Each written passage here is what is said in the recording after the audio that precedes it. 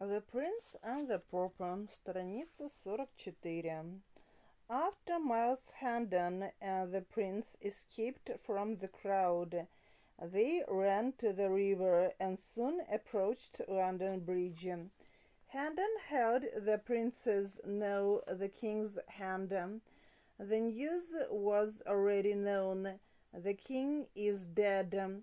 Edward realized how much he loved his father and felt bitter grief, for the tyrant who had been such a terror to others had always been gentle with him. There were tears in his eyes.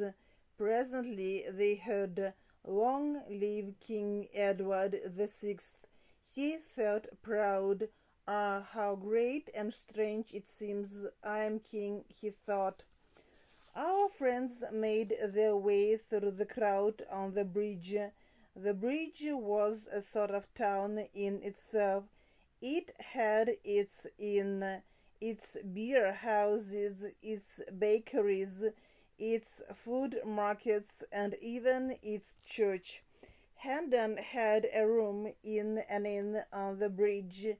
As he came up to the door with his small friend, a voice said, страница 45. "So you've come at last. You'll not escape again. I'll give you a big beating now." And John Canty put his hand on the boy. Miles Hendon said, "What is the boy to you? He is my son." "It is a lie," cried the little king. "I believe you, my boy, but whether this ruffian is your father or not, I shall not allow him to beat and abuse you. I hate him, and I will die before I go with him." "You shall die," exclaimed John Canty. "If you touch him, I will kill you," said Hendon, putting his hand on his sword. "I took this boy under my protection, and I shall not allow anyone to hurt him," continued Hendon. John Canty walked away, muttering curses. Hendon went up to his room with the boy and ordered supper. It was a poor apartment with some old furniture. The little king dragged himself to the bed and lay down on it. He had been on his feet most of the day. He murmured, "Please call me when supper is ready," and went to sleep. Hendon smiled and said to himself, "The little beggar uses your room and bed as if he owned them." He called himself the Prince of Wales, страница 46, and behaved like one. Poor little boy! Well, I will be his friend. I have saved him. I like him. How brave he was, and what a gentle face he has. I will teach him. I will be his elder brother and take care of him. If my father is alive after these 7 years that I have not been home, he will be glad to have the poor boy." Supper was brought, and Hendon woke the boy, who sat at the table and prepared to eat.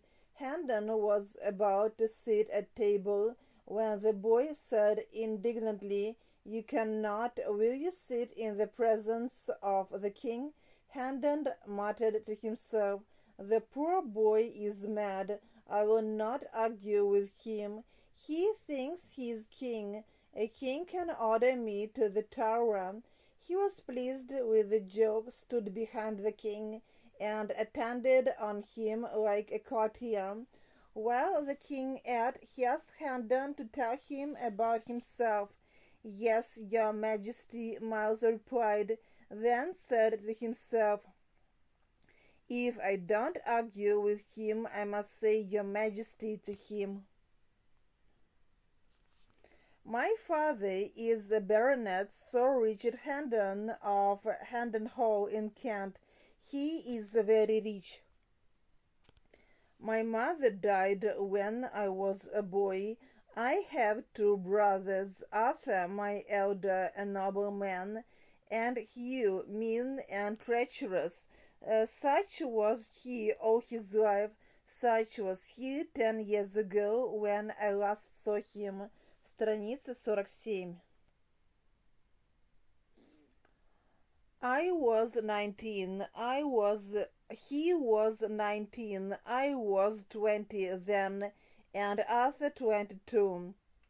We had a cousin, Lady Edith. She was 16 then, beautiful, gentle, good, the daughter of an earl and the heiress of a great fortune. My father was her guardian. I loved her and she loved me, but Sir Richard wanted Arthur to marry her.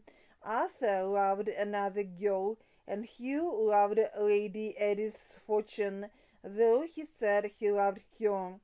But he always said one thing and meant the other. My father loved him best of us all, and believed him, for he was the youngest child, and others hated him, and he could tell lies well. He wanted me out of the way. He told a lot of lies about me, and my father believed him. He ordered me to leave home and England for 3 years. That might be a good lesson to me. I fought in the Continental Wars, but in my last battle I was taken prisoner and spent 7 years in prison. At last I escaped, and I have just arrived. I do not know what has happened at Hendon Hall. You have been abused, said the little king, and told Hendon about his own troubles. When he had finished, Miles said to himself, "What an imagination he has, poor boy! I shall take care of him, and he'll get over it." In the morning Hendon got up. The king woke too. Страница 48. I have some business in the city, but will soon return. Sleep again, said Hendon. He returned 40 minutes later with a boy's second-hand suit of cheap material but tidy. He looked at the bed. The boy was gone. At that moment a servant entered with the breakfast.